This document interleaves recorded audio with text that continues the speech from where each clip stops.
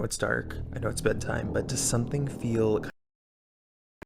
So this picture was taken by Bonnie Mathis. She was a backpacker who was staying in the White Rose Hostel in Germany in 2014. She took this photo outside of her room to send to her boyfriend after she was repeatedly hearing noises from the hallways, having not even realized what it was she caught. Before we jump in, I have got to say thank you to you guys for listening to my podcast, Creep Time the Podcast. You made us the 18th top true crime podcast in the entire country. That's a big deal. Thank you for listening, and if you haven't already, please go click the link in my bio. Now, don't forget, Bonnie was backpacking alone through this, and she stopped contacting her family. Eventually, that brings German police back to the hostel where she was last seen. Reporting I saw, she was found to be partially eaten, but it didn't make sense because her bedroom door was still locked from the inside. Then they found this photo, finding this. Someone had been watching her from inside the walls. I had to enhance the picture, but no one knows who this was. We're back with yet again another creepy solo listing. This time we're in the state of Washington and we have this building for almost $1 million. Here is the surrounding area. Already questionable, but let's go on. One of the bathrooms. Not really sure what this space is. It kind of looks like it's in a big elevator. Okay, lots of storage space. It's always with the creepy hatch doors. Let's go. I don't like it. Seems like a lovely place to have a conversation or an interrogation. In the description, it explains that this is a decommissioned radar tower that was supposed to be used by the Air Force and that it was designed to withstand a nuclear blast within a 1-mile radius. So it could be yours for $950K. I have a creepy story time. I can actually tag her this time. Her name is Stacy. So Stacy took care of her mom for 2 years after she was diagnosed with stage 4 lung cancer. Her mom ended up moving into her home, and one night Stacy had a dream that her mom came to her and said, "Stacy, I am okay."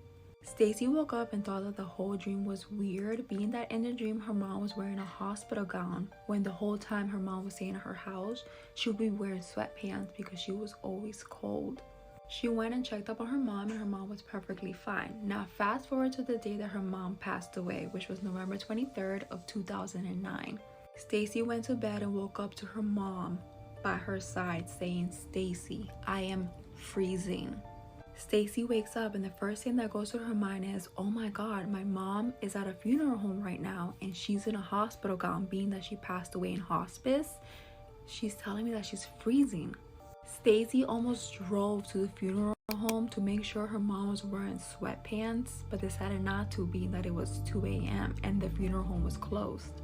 Previously to her mom passing away, Stacy had spoken to her mom and told her that when she passes, to make sure that she hears a specific song to let her know that her mom was okay. Months later, Stacy's at a gas station pumping gas when out of nowhere she hears her mom's voice say, "Stacy, are you listening?" When Stacy stops to listen, she hears the song that her mom and her had agreed on to let her know that her mom was okay. And it was Bad Bad Leroy Brown. Stacy goes, "Well, it's about damn time." These are the most evil people on Earth, Part 1. Number 1 on our list, David Berkowitz. David Berkowitz, otherwise known as the Son of Sam, was a serial killer who terrorized the area of New York City from about July of 1976 to July of 1977.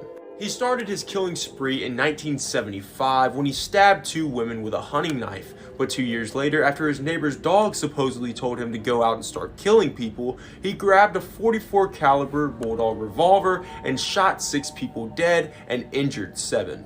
After these killings, Berkowitz continued to write very taunting letters to the press and the police, promising that until they caught him, he was going to continue to kill more people. But finally, on August 10th, 1977, police would move on to search Berkowitz's car, where they would find a duffel bag full of ammunition, a map of his crime scenes, a rifle, and an unsent letter from the Son of Sam to the police. And when Berkowitz was arrested, he told the police, "Well, you got me. What took you so long?" What do you do if you're walking down the street and you happen to come across the Hat Man? In case you forgot what he looks like, this is a quick little reminder. And of course, story time. The person who submitted this wants to be anonymous. Let's call her Lisa. So Lisa is originally from right down here. I don't want to say the name because I don't want to butcher it. It's an indigenous reserve. One summer night, her and her friends were walking down the road called Forgotten Street. When you get to the end of this road and you go to turn, there are no street lights, so everything's completely pitch black. So as they're walking down this road, they're laughing, they're talking, they're having a great time, when out of nowhere, one of the girls just suddenly stops. So Lisa kind of pokes her in the back and says, "Are you okay?" And the girl just points out into the distance and says, "Don't you see that?" When the girls look over in that direction, they see an unusual, tall, skinny man with a trench coat and a top black hat. All four girls stand there in shock, not really knowing how to react, when one of them breaks the silence and says, "So who is it for?" Because according to what they've always been told, whenever a top hat man shows up, it's for someone specific. Now this top hat man wasn't touching the ground at all. Like, his feet were about 4 inches off the ground. He was practically levitating. Lisa decides to stay behind while the other 3 girls go up to him, and they get so close to him that they can actually put their feet right under where he's levitating, and there's literally nothing there. Lisa states that after this incident, all 3 girls that went up to him and were like messing with him all live horrible lives. All 3 of them suffer from addiction and even worse. She believes that running into him is a bad omen, especially if you go up to him and start like trying to interact with him. She believes the reason why she was saved was because she stayed like 100 feet back. So if you ever run across him on a dark road, go the other way. So, who answered the phone? This is the call. A young guy wrote, "Last night, a friend rushed me out of the house to catch an opening act at a local bar's music night. After a few drinks, I realized my phone wasn't in my pocket. I checked the table we were sitting at, the bar, the bathrooms. Couldn't find it anywhere. So I used my friend's phone to call mine. After 2 rings, someone answered. I heard on the other end a low, raspy giggle. And then hung up. I called again, but they didn't answer, and I eventually gave it up as a lost cause. Later that night, I headed home and saw it. I found my phone on my nightstand, right where I left it." So who answered the phone? Who is the giggler? Ever experienced anything creepy like this? These are videos humans were never meant to see, part 25. Okay, so majority of people on Earth do not like spiders, which makes perfect sense because they're extremely creepy. But the video I'm about to show you shows a spider in somebody's house, laying hundreds of babies on the floor, and you can see them all crawl around. Imagine you're in your room at night and this happens to you.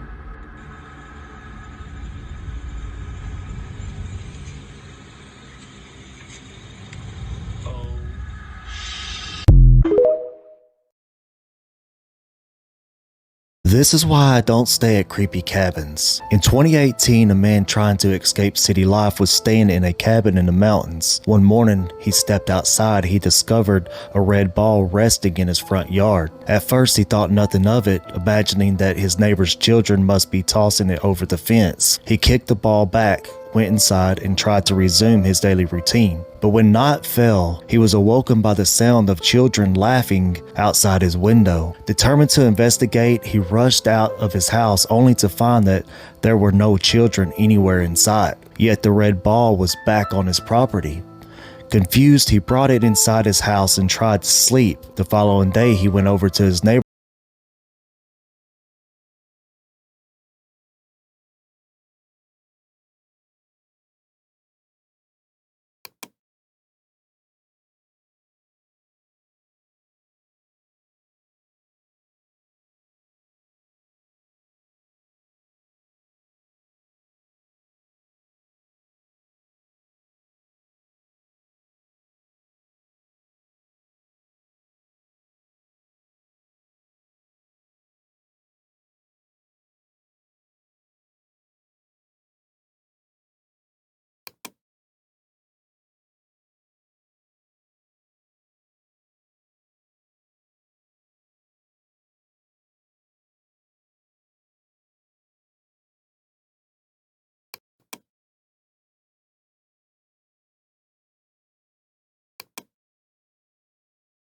About the kids, but he discovered that his neighbor was an old man living alone and there were no children in the area. That night, the man awoke once again to the sound of children playing on his property. He peered out the window, but there were no children to be seen, only the red ball resting on the ground. He ran downstairs to check on the ball he had brought inside, but it had vanished without a trace. Suddenly, he felt a chill run down his spine as he spotted a strange, stiff figure watching him from afar. The next day, the man left the cabin, never knowing who or what was outside. Follow, because my next story is crazy.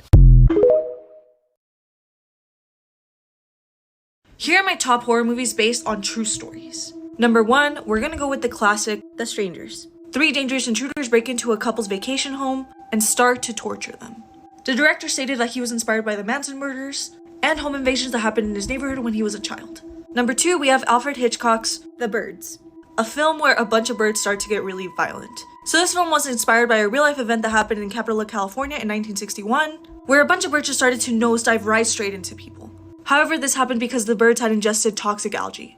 And last but not least, and the most horrifying of them all, the Texas Chainsaw Massacre. I don't know if I need to explain it because I know a lot of people have seen this movie, but it's about this horrifying murderer that swings a chainsaw around and likes to wear people's faces as a mask.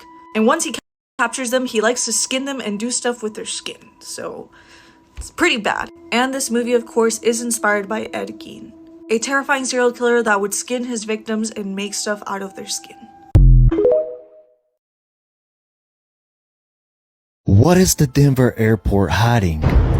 Beneath the gloom of the Denver airport, something sinister awaits. Its vast, soulless halls echo with whispers of a dark conspiracy, veiled by the chilling gaze of the monstrous blue horse, Lucifer. The twisted runways form a swastika, a malignant symbol etched into the earth as if conjuring the very essence of malevolence. They say the airport's birth was shrouded in secrecy, delayed 2 harrowing years and costing an extra $2 billion. A shadowy cabal orchestrated the chaos, hiring and firing contractors to keep the airport's true design hidden from prying eyes. The enigmatic structure conceals unfathomable depths, with 6 subterranean layers and 5 forsaken buildings lurking beneath. These cryptic chambers, heavily guarded by unseen forces, harbor secrets that remain locked away. Among the cold, lifeless walls lies a cryptic message etched into a plaque, the New World Airport Commission. Yet it's as if the organization was birthed from the void, leaving no trace of its existence. What malevolent force lies concealed within the Denver airport, awaiting the day it will be unleashed upon the unsuspecting world?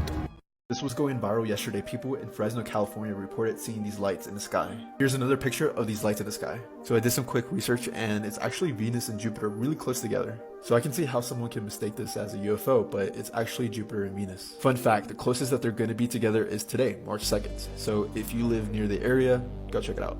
The Battle of Los Angeles is a true story of the 1942 UFO incident over LA. It was a night unlike any other in the City of Angels. The year was 1942 and World War II was raging across the globe. The people of Los Angeles were on edge, and with good reason. The Japanese had already attacked Pearl Harbor just a few months prior, and there were rumors of an impending invasion across the California coast. But on the evening of February 24th, something much more mysterious and disturbing would grip the city. It began with a warning from naval intelligence, instructing units along the California coast to prepare for a potential Japanese attack. All remained calm for the next few hours, but as the night wore on, something else entirely began to unfold. It started with a series of strange flares and blinking lights, visible to the vicinity of the defense plants. The lights grew brighter and more intense, illuminating the darkened city streets. Suddenly, the air raid sirens began to blare, sending people into a frenzy of panic and confusion. Then, just as suddenly as they appeared, mysterious objects began to fill the night sky. The objects were large, silent, and seemingly impervious to the barrage of anti-aircraft fire unleashed upon them.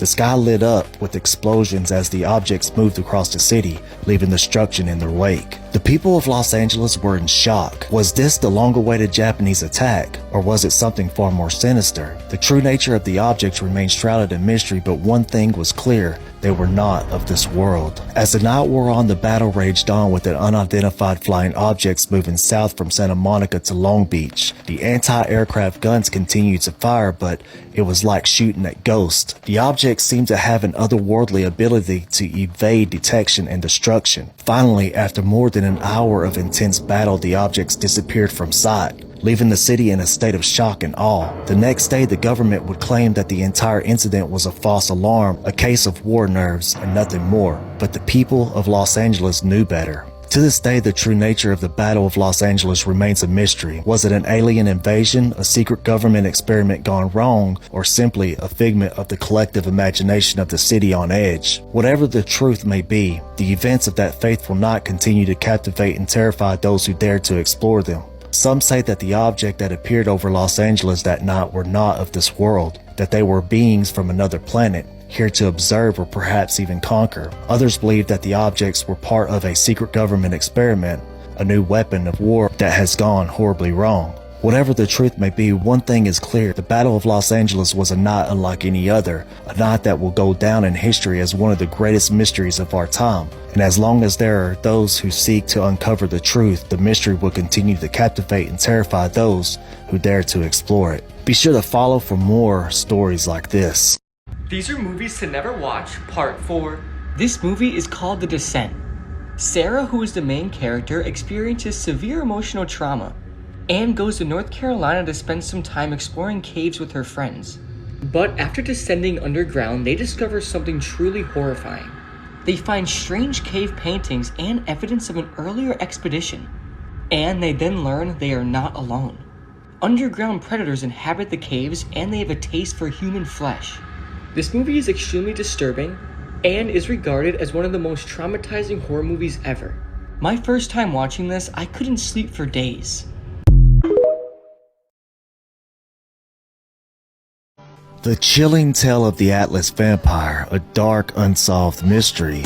Tucked away in the depths of Stockholm, Sweden lies an unsolved horror that came to light in 1932. Its mystery had yet to be solved, leaving many with a chill running down their spine. The case of the Atlas Vampire is an unsettling, spine-tingling narrative that will leave you reflecting on humanity's darkest depths and speculating if otherworldly creatures roam among us. Prepare to embark on a journey through the shadows as we uncover the sinister details of this spine-tingling crime. And remember, when the darkness falls, you may want to keep the lights on. On May 4th, 1932, the lifeless body of 32-year-old prostitute Lily Lindrup was discovered in her small apartment in Atlas area of Stockholm near St. Eriksplan. Her naked corpse face down on the bed had been lying there for 2 to 3 days before the police broke into her apartment. Lily had suffered blunt force trauma to her head, but the most horrifying details was yet to be uncovered. The horrifying nature of the crime became apparent when it was discovered that almost all of Lily's blood had been drained from her body. The vicious assailant had left behind a grisly calling card, a blood-stained ladle which authorities believe the killer had used to consume the victim's blood. This gruesome revelation earned the unknown perpetrator the chilling nickname, the Atlas Vampire. Police interviewed 9 of Lily's clients, desperately hoping for a lead that would help them identify her cold-blooded killer. Despite the efforts, none materialized, and the investigators were left with nothing but a chilling unsolved mystery. The Atlas Vampire had vanished, leaving no trace behind. Over the years, countless theories have emerged in an attempt to explain the baffling case of the Atlas Vampire. Some believe that a police officer was responsible for the brutal murder, using their knowledge of the crimes to cover their tracks. Others have speculated that the killer was a drifter, transiently passing through Stockholm, never to be found. And then there is the most chilling theory of all, that the Atlas vampire was indeed a real vampire, a creature of the night that feasted upon the blood of its victims, a supernatural being that walked among us, blending into the shadows, leaving death and terror in its wake. The Atlas vampire case remains one of the most disturbing, enigmatic, unsolved mysteries. The horrifying murder of Lily Lynn